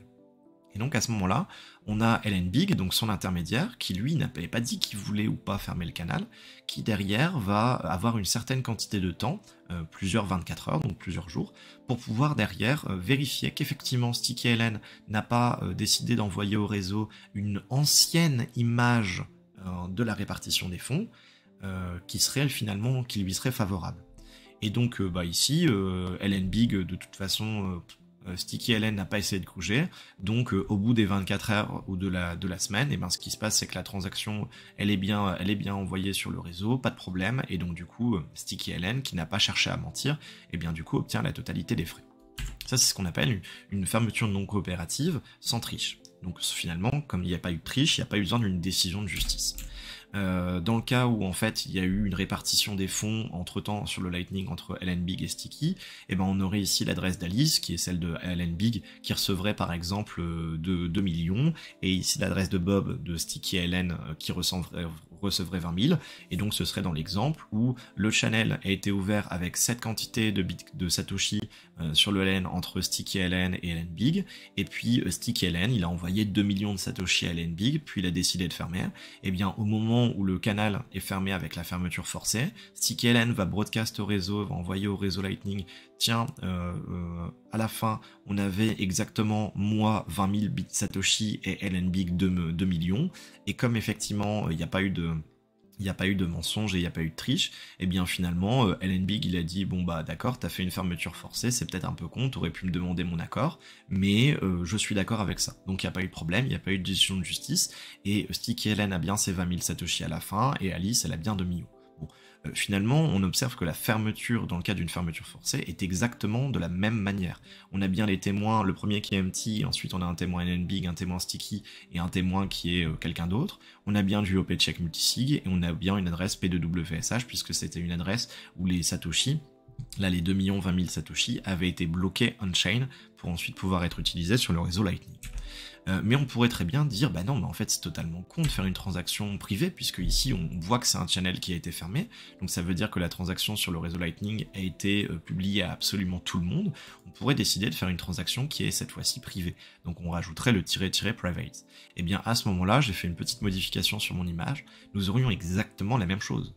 On aurait toujours le P2WSH, on aurait toujours le OP check multisig, on aurait toujours la truc des témoins, sauf que cette fois-ci, on n'aurait pas, comme avant, channel close entre LNBig et Sticky, on n'aurait ni plus ni moins multisig signature 2 sur 2, parce qu'en fait, on ne sait pas que c'est associé à une ouverture de canal, donc les mêmes pools et les autres utilisateurs, entre guillemets, qui qui essaierait de voir un petit peu quels sont les passages de fond à gauche et entre les différentes personnes, n'aurait jamais su que c'était de l'ouverture de canal, n'aurait jamais su sur le réseau Lightning qu'il y avait un canal qui avait été ouvert entre ces deux personnes, et donc n'aurait pas pu dire que c'était une fermeture forcée, parce que finalement, cette transaction-là n'est ni plus ni moins que la même chose qu'une transaction multisig, et donc par conséquent, un gain véritablement de privacy lorsqu'on réalise une transaction en --private directement. Enfin, quand je dis transaction, je veux dire ouverture de canal en --private, comme ce dont on parlait tout à l'heure. Et puis, il existe une troisième situation. Une troisième situation qui est toujours une fermeture non coopérative, donc qui peut être par exemple dans le cas où on a deux personnes, une personne A qui décide de fermer son canal parce qu'elle n'arrive pas à joindre la personne B pour faire une fermeture coopérative, mais comme elle n'arrive pas à le joindre, elle va se dire tiens, je vais essayer de l'avoir, je vais essayer de le faire en trichant. Et donc par conséquent, la personne A, elle va publier sur le réseau Lightning l'état des Satoshi entre lui et moi à la fin, c'est ceci, et ceci ne correspond pas finalement en fait à la véritable réalité. Donc elle décide d'essayer de tricher. La structure elle est un peu différente. La structure est différente puisque ici on voit qu'il y a du Lightning Force Close. Et on peut tout de suite observer un Lightning Force Close dans cette situation-là. Alors c'est toujours une adresse P2WFSH. Sauf qu'il y a deux choses qui sont modifiées. On a premièrement non plus OP check multisig, mais OP check sig. Ensuite, en plus de ça, on n'a plus push 33, push 2 et push 33. On a maintenant un OP if, OP else, OP unif. Donc pourquoi est-ce qu'on a ça? Je ne vais pas rentrer dans les détails, c'est technique, mais parce que dans cette situation-là, comme il y a eu une volonté de triche, et bien en fait, une volonté de triche et que la personne qui a cherché à tricher, son matériel lui-même savait qu'en fait en réalité c'était au final en fait de la triche. Il y a cette information là qui est rentrée dans la transaction finale, et donc comme on a du OP check sig et du OP if else and if, on sait tout de suite que cette transaction est du Lightning Force Close, donc comme je disais avant, de la non coopérative avec de la triche. Le seul truc, c'est quoi? C'est que cette transaction, qui est une fermeture du coup forcée, qui est tout à fait observable par tout le monde, puisque du coup il y a cette propriété-là qui est spécifique à cette situation-là, et bien derrière, la personne qui était en face n'a pas répondu pendant la semaine ou la durée pendant laquelle elle pouvait se reconnecter et vérifier qu'effectivement c'était le cas. Je m'explique. Si on a Alice et Bob, Alice, elle a au départ 3 bitcoins. Tiens, je vais prendre mon exemple. Je vais revenir un petit peu avant, histoire que je sois sûr que tout le monde comprenne. Alice a 3 bitcoins et Bob en a 0. Ça, c'est le truc de départ. Et à la fin, on a Bob qui en a 2 et Alice qui en a 1. Bob n'est plus disponible, n'est plus connecté. Alice observe que Bob n'est plus connecté pendant quelques jours. Elle peut très bien derrière venir à dire tiens, moi ça y est, j'en ai marre, je veux fermer le channel. Comme elle essaye une fermeture coopérative, mais que Bob ne répond pas, elle peut se dire tiens, je vais faire une fermeture qui va être forcée, donc qui va être non coopérative. Et donc par conséquent, elle peut se dire tiens, je vais pas essayer de le faire en étant honnête, je vais essayer de le faire en grugeant, en trichant. Et donc par conséquent, Alice va dire je fais une fermeture donc au réseau Lightning, elle va broadcast à tout le monde je fais une fermeture. Cette fermeture est une fermeture non coopérative, et l'état des fonds à la fin est que moi j'ai 3 bitcoins et Bob en a 0. Or, est-ce que c'est la réalité? Non, c'est faux. Et donc, par conséquent, comme c'est faux, et bien du coup, il va y avoir derrière, sur la transaction, une petite différence qui est le OP dont je parlais tout à l'heure, le OP if, OP else, OP unif, et Bob, lui, de son côté, il a une certaine durée pour pouvoir vérifier, effectivement, que ce que dit Alice est correct ou pas. Et là, il se trouve que Bob ne s'est pas connecté pendant cette période-là, et donc à ce moment-là, Alice, finalement, elle a réussi à faire une fermeture non coopérative, donc une fermeture forcée, et à voler les fonds de Bob. C'est-à-dire que finalement, dans cette transaction-là, en fait, ce qui s'était passé, c'est que la personne, elle avait ouvert un canal avec 24 000 Satoshi, et dans ce canal, elle en avait par exemple envoyé 10 000 à quelqu'un. Et bien, donc du coup, Alice en avait 24 000 Satoshi qu'elle a mis, elle en a envoyé 10 000 à Bob, elle a fermé du coup le canal en non coopératif, en trichant, et donc en fait, elle a dit qu'elle, à la fin, elle avait encore les 24 000 Satoshi. et donc que la personne en face avait 0. Et donc par conséquent, ce qu'on observe, c'est qu'il n'y a qu'une seule adresse en output, qui est l'adresse de Alice, avec la totalité des fonds. Alors il y a eu un écart. Pourquoi il y a un écart? Parce qu'il y a eu les frais de transaction on-chain qui sont passés de presque 5000 Satoshi, mais elle a tout obtenu. Pourquoi? Parce qu'elle a cherché à ce moment-là à voler les fonds, et comme Bob n'a jamais répondu, eh bien elle a réussi son vol, finalement, ni plus ni moins. Mais elle a réussi son vol, mais néanmoins, comme on a du OP if, else and if, on a du check multisig, et qu'en plus de ça, c'est une adresse P2WSH, mais ça, il peut y en avoir plein comme ça, mais comme il y a cette structure dans le script témoin P2WSH qui est celle-ci, on sait forcément que c'est une transaction de fermeture de canal, et que c'est en plus de ça une fermeture qui est forcée. Et donc on a une véritable perte de la privacy, parce qu'on sait que cette fermeture est associée à du Lightning, et qu'en plus de ça, c'est du Lightning où on est grugé. Et puis, il existe un dernier type de fermeture, c'est la fermeture non coopérative. Cette fois-ci, juste avant, on avait sans décision de justice, puisque Bob, finalement, ce qui s'est passé, c'est qu'il s'est pas reconnecté, donc il s'est fait niquer, enfin voilà, donc il n'y a pas eu de décision de justice, mais il peut y avoir le cas où Bob se reconnecte. Et alors là, du coup, c'est encore plus intéressant. Dans le cas où il se connectait pas, il y avait de l'information qui était libérée. Donc, on savait que c'était de la fermeture de canal forcément, même si c'était une transaction privée, et en plus de ça, on savait donc que la personne allait recevoir du coup les fonds, on savait qui c'était.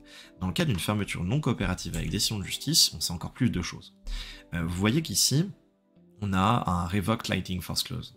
Parce qu'on a toujours un OP if, un OP else, un OP end if, un OP check sig, donc c'est la même chose qu'avant, hein, c'est une fermeture non coopérative. Mais sauf que ce qui s'est passé, c'est que derrière, donc Alice, qui avait à la fin, par exemple, un bitcoin, Bob qui en avait 2, eh bien ce qu'il s'est passé, c'est que Alice a voulu fermer son canal en disant « moi j'en ai 3 et Bob il en a 0 ». Et Bob, paf, il s'est reconnecté entre-temps, et il a dit « c'est faux, regardez, j'ai la signature comme quoi le dernier état du canal, c'était Alice, elle en avait 1, moi j'en avais 2 ».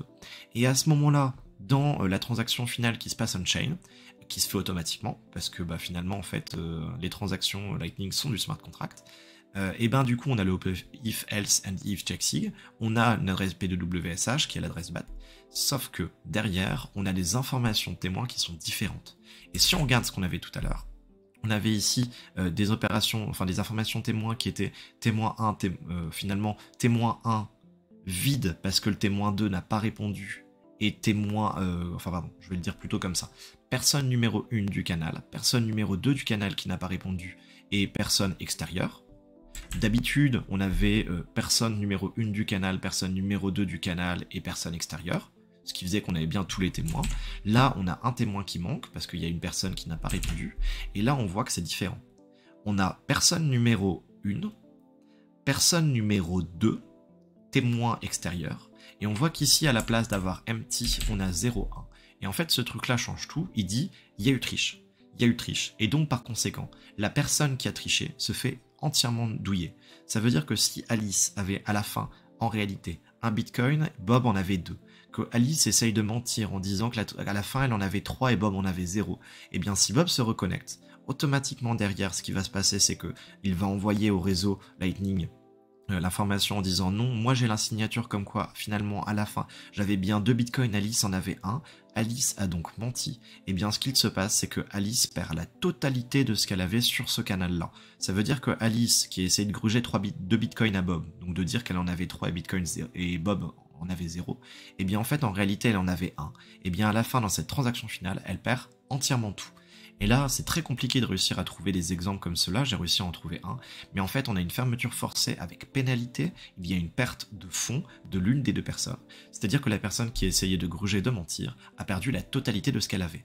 Par exemple, si ici il y a 396 000 Satoshi qui sont sur le canal, que la première personne avait 100 000, que la deuxième personne avait 296 000, et bien si la personne qui a 100 000 a essayé de mentir sur la fermeture du canal, et bien et que la personne en face a réussi à se reconnecter et à dire bah non en fait derrière il a menti, il essaye de gruger, et bien il y a une justement décision de justice qui est réalisée. Et à ce moment-là, cette transaction est publiée, et la personne qui essaie de mentir, qui avait 100 000 Satoshi, elle perd tout. Et donc c'est l'autre qui désormais dispose de la totalité des Satoshi. Et on voit qu'ici, elle dispose de la totalité. Alors encore une fois, il y a 6000 d'écart, 6000 satoshi d'écart. Pourquoi? Parce qu'il y a eu les frais de transaction de chaîne qui ont été passés. Et donc, ce qu'on observe finalement, c'est qu'en fait, bon, dans les trois types de fermeture, la fermeture coopérative, en fait, les deux parties, elles sont d'accord pour fermer le canal, donc il n'y a aucun problème. Dans le cas d'une non coopérative où il n'y a pas de triche, même si la personne, elle se reconnecte, elle est d'accord forcément, donc il n'y a aucun problème. Mais dans le cas où il y a de la triche, voire même il y a de la triche et derrière il y a une décision de justice qui est réalisée, eh bien ce qu'il se passe, c'est qu'il y a des informations qui sont finalement décrites directement on-chain, qui finalement donnent l'information que c'était des transactions de fermeture de canal Lightning, et qu'en plus de ça, potentiellement, il y en a un qui a voulu tricher. Donc ça c'est très intéressant, c'est vraiment à garder en tête, parce qu'au final, on le disait tout à l'heure, dans le cas des canaux publics, enfin quasiment tous les canaux qu'on vient à ouvrir avec n'importe quelle application sont des canaux qui sont publics. En fait, en réalité, dans le cas d'une fermeture coopérative, non coopérative, d'accord, il y a des informations qui sont passées, mais pas toutes les informations. Mais dans ces deux situations-là, par contre, on a des nouvelles informations qui sont envoyées sur notre, entre guillemets, je ne vais pas dire sur notre identité, mais sur l'identité de la transaction qu'on a voulu réaliser. Et donc ça, c'est un problème de privacy. Et puis, en parallèle, dans tous les cas, toutes ces transactions-là ont un problème de privacy si on les réalise en public et pas en privé. Alors, si on les réalise en privé, dans le cas d'une fermeture coopérative ou d'une non coopérative sans décision de justice, dans ces deux situations qui sont en noir, eh bien c'est juste une transaction qui on-chain ressemble à une transaction multisig et qu'on ne peut pas repérer, puisque la transaction sur le réseau Lightning n'a pas été partagée à tout le monde comme quoi c'était une ouverture ou une fermeture de canal, puisqu'il n'y a que les deux parties qui le savent, et donc par conséquent, on-chain, et bien derrière, voilà, c'est une transaction multisig classique. Par contre, dans le cas où même si on a réalisé une ouverture privée de canal, et bien dans le cas où on essaye de tricher, ou qu'on réussit, ou qu'on essaye de tricher et qu'on est en décision de justice, dans ces deux situations-là, on a quand même le script similaire avec le op-if, op-else, op-end-if, op-checksig, et la différence au niveau des témoins entre 0,1 et le deuxième qui est un petit. Dans ces deux situations-là, même si on a ouvert un canal privé et non pas public, on a quand même de l'information qui est révélée on-chain. Voilà. Mon objectif, c'était vraiment ça, en fait, finalement. C'était le réseau Lightning, on va en parler un petit peu, et puis on va faire l'ouverture de son évolution de 2016 à aujourd'hui, désormais, mais c'était de faire le parallèle et le lien qu'il y a entre le Bitcoin on-chain et le Bitcoin directement sur Lightning, puisque finalement, c'est très peu fait sur Internet, et je pense que la privacy, de ce point de vue-là, est essentielle à partager. Bon, alors, les obstacles du Lightning, il y en a pas mal. Premier obstacle, c'est clair, c'est qu'il faut que les deux parties soient connectées. Dans le cas où on envoie du Bitcoin vers une adresse, en fait, en réalité, la personne qui a l'adresse de réception n'a pas besoin d'être connectée. Dans le cas du Lightning, elle en a besoin absolument, donc c'est véritablement un problème. Alors il existe maintenant des stratégies, comme le fait A5 avec son application Phoenix, où dans le cas où on va recevoir un paiement, si on n'a pas l'application qui est ouverte, eh bien l'application peut automatiquement envoyer une notification à notre téléphone qui va permettre à l'application d'obtenir assez de RAM sur le téléphone pour finalement considérer qu'on est connecté et donc pouvoir recevoir le paiement. Bon, c'est très spécifique, finalement ça gruge un petit peu. Gardez en tête que, à l'exception de rares applications pour lesquelles d'ailleurs ça marche pas toujours cette stratégie-là, il faut être connecté, faut que les deux parties, que ce soit l'envoyeur et le receveur, soient connectés au moment de la transaction Lightning. Deuxième problème, un problème de répartition de la liquidité sur le réseau Lightning. Enfin, c'est un exemple bête, mais tout à l'heure, si on a Alice qui veut envoyer deux bitcoins directement à Kevin, c'est possible, parce qu'elle peut trouver une route et envoyer 2 bitcoins à Bob, qui va envoyer les 2 bitcoins à Kevin. Mais dans le cas où par contre elle veut envoyer 3 bitcoins à Kevin, ici c'est possible qu'elle trouve pas de route. Et donc par conséquent l'ouverture d'un canal, mais des fois l'ouverture d'un canal fonctionne pas très bien, on en parlera juste après. Donc au final en fait il y a des problèmes de répartition de liquidité avec certaines entités, et c'est le cas ici si on voit sur la map de 1ML, qui est un site qui est vraiment spécifique au Lightning, on voit qu'on a des très grosses entités, comme ces deux-là, comme celle en bleu ici, où en fait il y a beaucoup de canaux qui passent par eux, parce qu'en fait c'est A5, c'est des grosses entités Lightning. A5, c'est Bitfinex, c'est LNBig, et donc par conséquent, ce que ça implique, c'est qu'il y a aussi finalement la volonté beaucoup de personnes d'avoir un canal avec A5, avec Bitfinex ou autre, donc finalement avec les gros intermédiaires là-dessus, parce que ces gros intermédiaires vont avoir beaucoup de contacts, donc beaucoup de canaux, donc si on est connecté à eux, finalement en fait on a beaucoup plus facilement une route qu'on peut trouver, donc on va payer moins de frais, donc c'est plus intéressant pour nous. Mais ça veut dire que eux derrière, finalement, ils vont recevoir beaucoup plus de transactions. Et donc, même si, en fonction des transactions, ils ne recevront pas forcément toutes les informations, ils peuvent recevoir des informations sur les transactions, sur les fonds qui transitent par eux. Et ça, c'est un véritable problème. Un véritable problème également, puisque, ça je vais en parler tout de suite, mais en réalité, il y a une centralisation des acteurs, et donc forcément au niveau des pays. Là, si on regarde sur la même pool, on observe que la répartition des nœuds, on en a quand même un tiers des nœuds Lightning qui sont présents aux US, 13% en Allemagne, et puis en France, on est à 10%, au Canada 10%, et puis après on a quelques autres pays à gauche à droite. En réalité, c'est un véritable problème. Pourquoi ?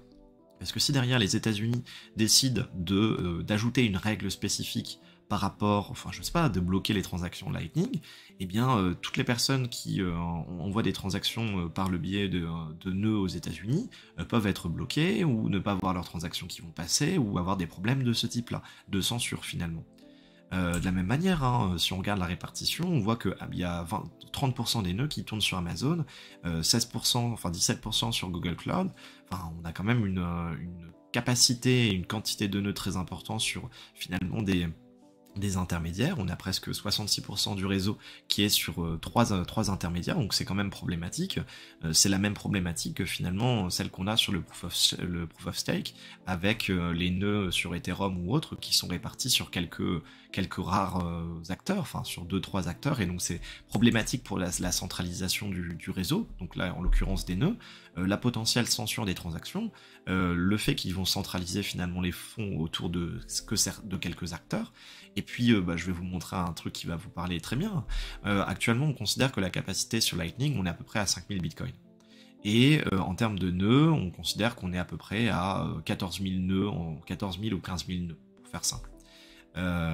Si on prend la totalité des bitcoins, donc les 5000 bitcoins divisés par les 15 000, on observe qu'on a une moyenne d'une capacité de chaque nœud de 0,327 bitcoins, soit de 14 000 $. Vous pensez vraiment que les gens qui ont en moyenne, pensez vraiment que les gens, de manière générale, ils ont cette quantité-là sur leur nœud Bitcoin?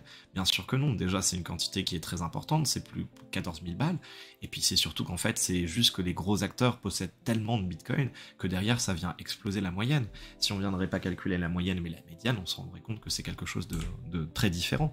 Et donc, cette transcentralisation est véritablement problématique, d'autant plus que le réseau, finalement, en fait, lorsqu'on passe des transactions, finalement, en fait, on essaye de passer par les autres nœuds, et donc, au final, on vient se retrouver à passer par des gros acteurs, à passer par certains pays, etc. Alors, faut prendre quand même en tête, on va garder en tête quand même, que ici, on a des transactions qui passent par exemple, les États-Unis, qui, en fait, finalement, n'en sont pas vraiment. Puisque, dans cette petite image, on a ici la Tor Capacity et les notes sur Tor. En fait, Tor, on en a déjà parlé sur ma chaîne YouTube, c'est un moteur de recherche, pour faire simple, qui va permettre de s'anonymiser, pour faire un peu plus simple, et donc en fait il va prendre des identités sur différents pays. On passe par des intermédiaires sur différents pays. Donc, par conséquent, les informations qu'on a là, elles sont à prendre entre guillemets, entre parenthèses, puisqu'on a évidemment des nœuds Tor qui passent par d'autres pays. Donc voilà, c'est à mettre en perspective. Par contre, cette donnée-là, avec la répartition sur Amazon, Google Cloud ou autre, elle est quand même sacrément importante. Un autre problème, c'est ce que je disais tout à l'heure, c'est un problème de vie privée, quand on utilise des canaux publics. Là, je vous ai mis la commande qu'on peut faire pour pouvoir derrière se connecter à un autre nœud. On va venir à utiliser sa pub key et l'IP et le port de la personne en question. Donc, ça veut dire que si on ne vient pas à cacher son identité en passant par Tor, eh bien la totalité du réseau outre le fait qu'ils connaissent la pub key, mais ça c'est l'identité sur le réseau, ça à la limite c'est pas trop grave, mais par contre surtout la totalité du réseau connaît son IP réel, et donc du coup le port de connexion, mais surtout l'IP réel. Donc si on se connecte en IPv4 ou en IPv6, bah on connaît votre IP. Point final. Et derrière, bah, ça peut être, on essaie de vous géolocaliser, on essaie de vous DDoS, etc., etc. Et donc du coup, il y a la possibilité de se connecter un peu différemment via LND avec une IP oignon. Donc la pub key, bon bah c'est l'identité sur le réseau Lightning. Bon bah ok, soit. Mais on a une IP qui ne nous appartient pas, qui est une forme un peu dégueulasse. Et donc derrière, on a un gain d'anonymat finalement qui est beaucoup plus important et qui est bien meilleur. Donc il y a moyen de régler ce problème. C'est le cas quand on prend par exemple Wallet of Satoshi ou d'autres. Pardon, qu'est-ce que je dis Wallet of Satoshi? Non, je voulais pas parler de ça. Phoenix ou autres qui derrière se connectent d'abord sous Tor avant de pouvoir faire quoi que ce soit, parce qu'en fait ils se connectent directement à leur canal avec une IP en oignon et pas notre IP personnelle. Donc il y a quand même ce problème-là. Et puis même si on se connecte et avec cette commande-là à la main, l'immense majorité du temps, quand on prend une application Lightning, finalement, en fait, on se connecte directement et on crée plutôt directement des canaux qui sont publics. Et donc, par conséquent, que tout le monde connaît. Alors, c'est très positif parce que ça va nous permettre de créer des canaux à gauche à droite, et donc, au bout d'un moment, de pouvoir avoir une baisse des frais, puisqu'on va emprunter les canaux des autres pour faire les transactions. Donc ça, c'est très chouette. Mais derrière aussi, bah, ça veut dire que tout le monde connaît l'identité de notre canal, la répartition des frais des satoshi sur les canaux qu'on a, savent également du coup combien on en a, etc., etc. Alors que si on ouvre un canal privé, et bien derrière, il n'y a que nous et la personne avec qui on a ouvert notre canal qui connaissent la répartition des fonds, l'identité de notre canal, etc. Et derrière de vie privée, aussi on-chain, confère ce dont on a parlé aujourd'hui dans cette présentation. Donc il y a cette problématique qui est véritablement importante et très, très nécessaire d'être gardée en tête. Et puis, c'est ce que je disais tout à l'heure, hein, la capacité globale du réseau Lightning, elle est d'à peu près 5000 bitcoins. C'est très faible, enfin, c'est faible par rapport à la totalité des bitcoins qui sont en circulation. Ça fait que 200 millions, quoi, répartis sur les gros acteurs, d'ailleurs. Et donc, par conséquent, bah, ce qui se passe, c'est que si on veut envoyer, j'en sais rien, 3 bitcoins sur le Lightning, bah, c'est l'absolue merde, quoi. Parce que derrière, la capacité, étant donné qu'elle est très faible, et on l'a vu tout à l'heure, en moyenne, un nœud n'a que 0,3 bitcoin, bah, si on veut envoyer un montant important sur le Lightning, eh ben, c'est pas possible, on va pas trouver de route, ou bien, derrière, on va payer des frais absolument exorbitants, peut-être même plus qu'on-chain, etc., etc.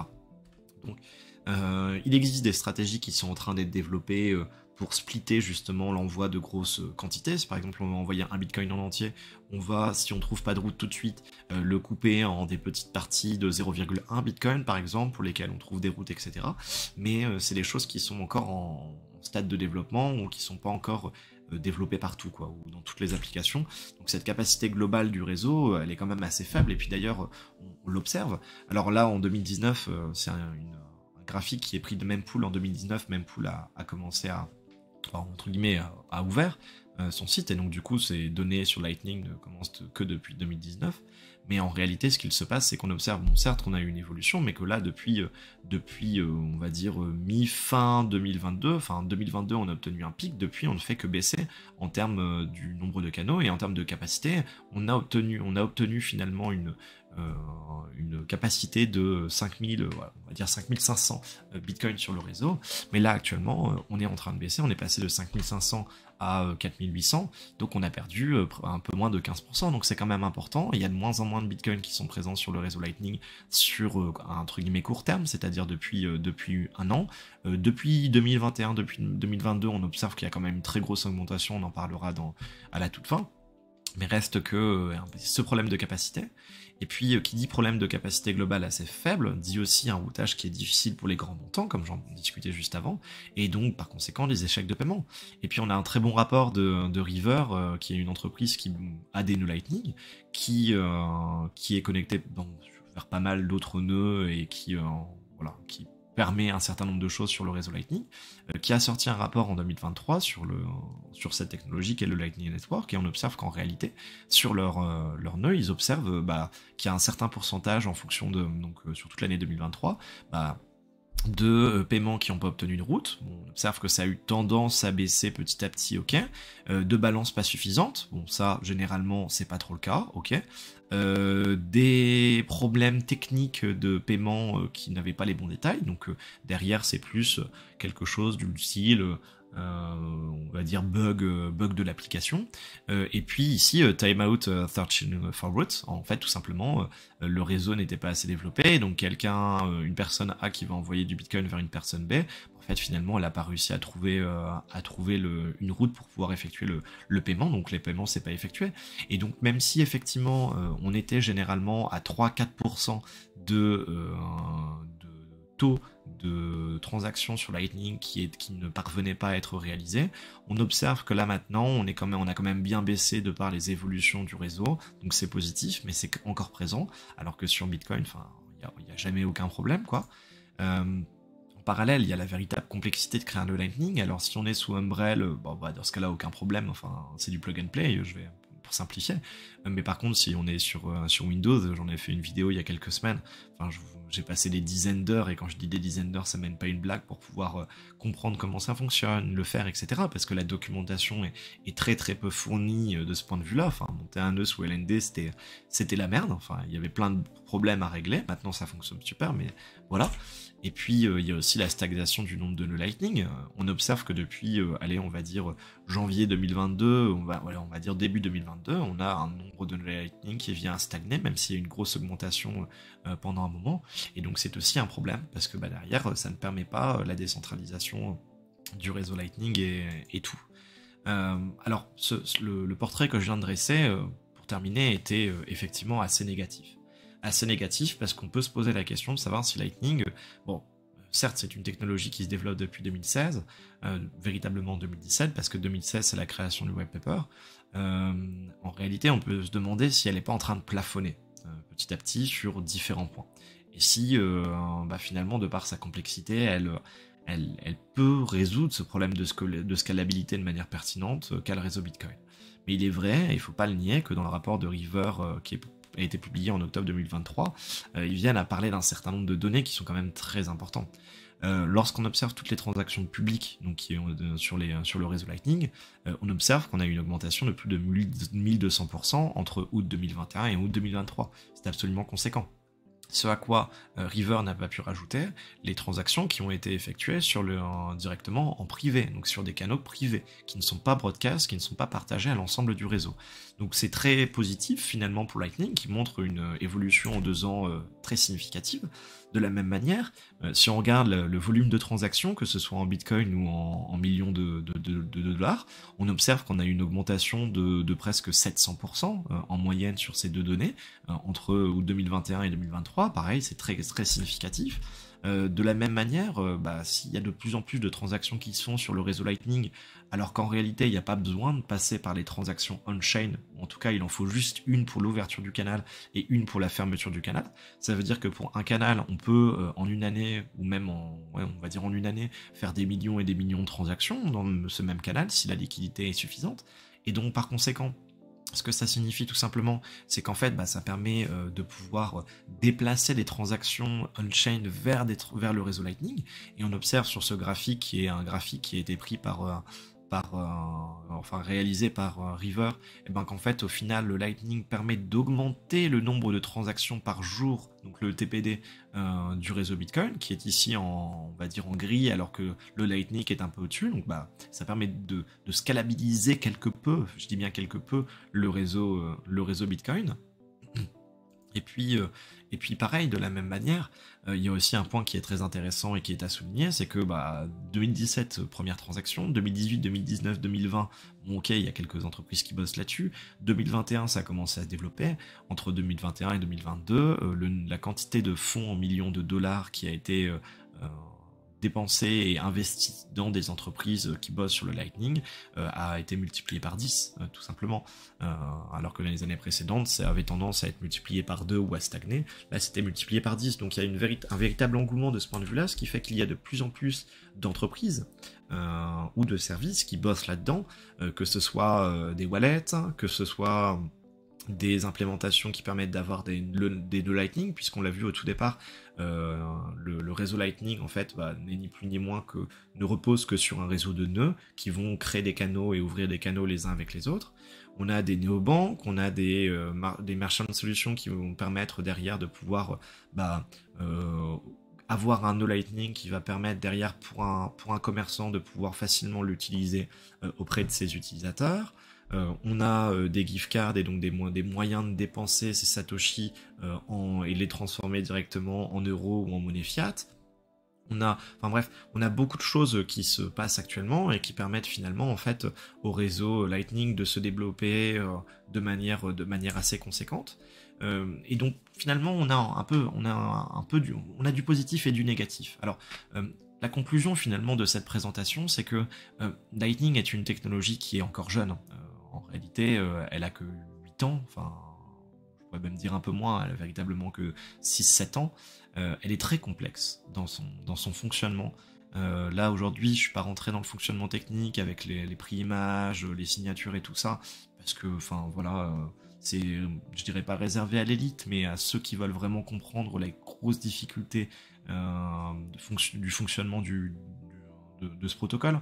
Mais dans son fonctionnement, c'est très compliqué à comprendre, et donc derrière, il y a vraiment un gap, une marge qui est à passer si on souhaite se mettre à développer là-dessus, et donc ça repousse un certain nombre de personnes à vouloir véritablement s'y intéresser, et donc aussi derrière, ça implique un certain nombre de difficultés lorsqu'on souhaite mettre en place de nouvelles choses, ou de nouvelles fonctionnalités par rapport finalement en fait au Lightning.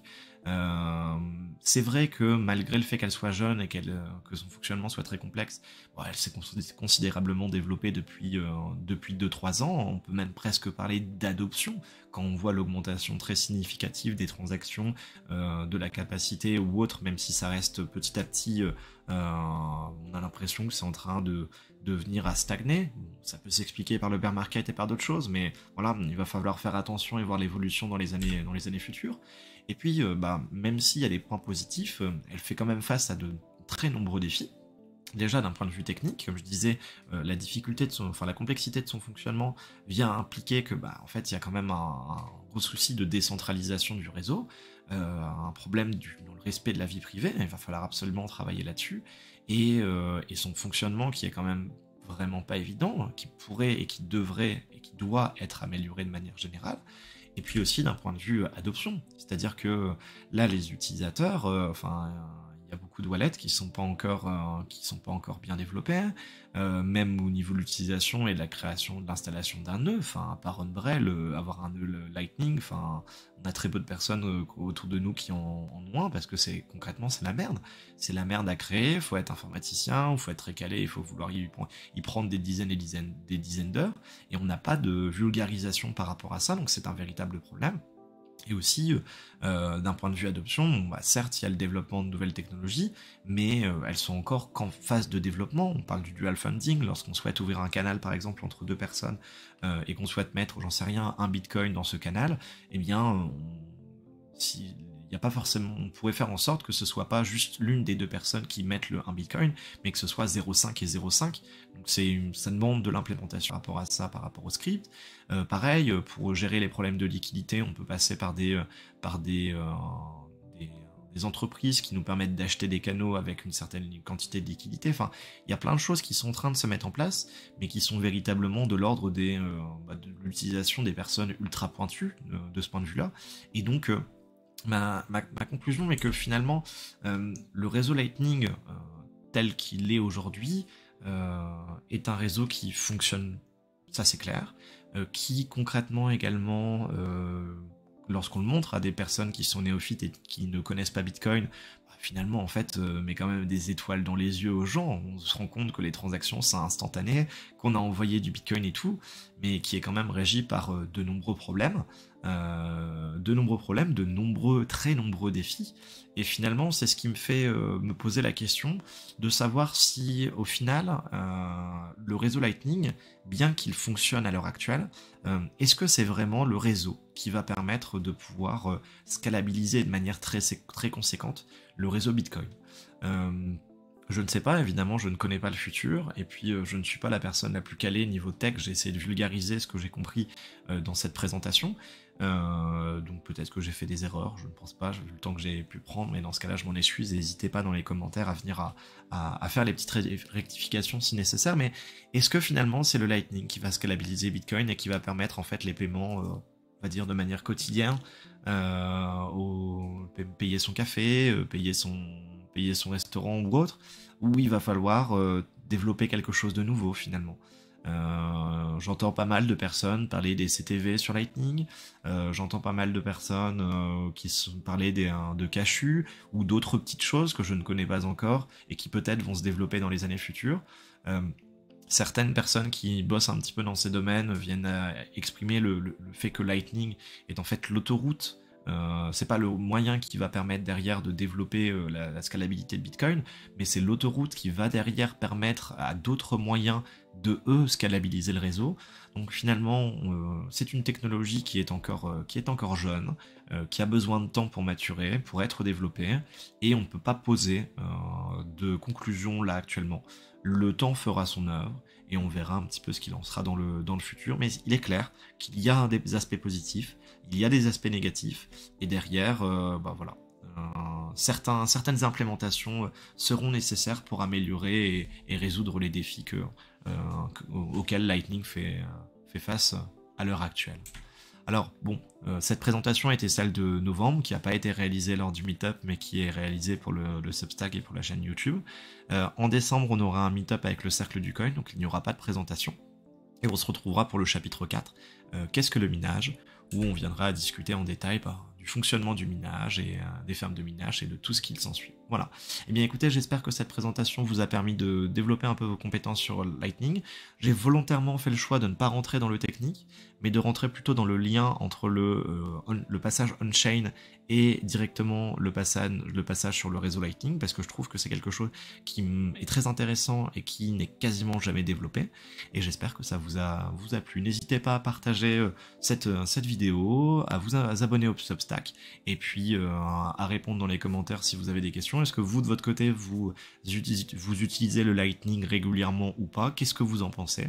Est-ce que vous avez déjà été face à des problèmes tels que des problèmes pour trouver une route, des problèmes de liquidité ou autre? J'attends vos questions ou vos réponses dans vos commentaires, et je vous dis à la prochaine. Ciao, ciao.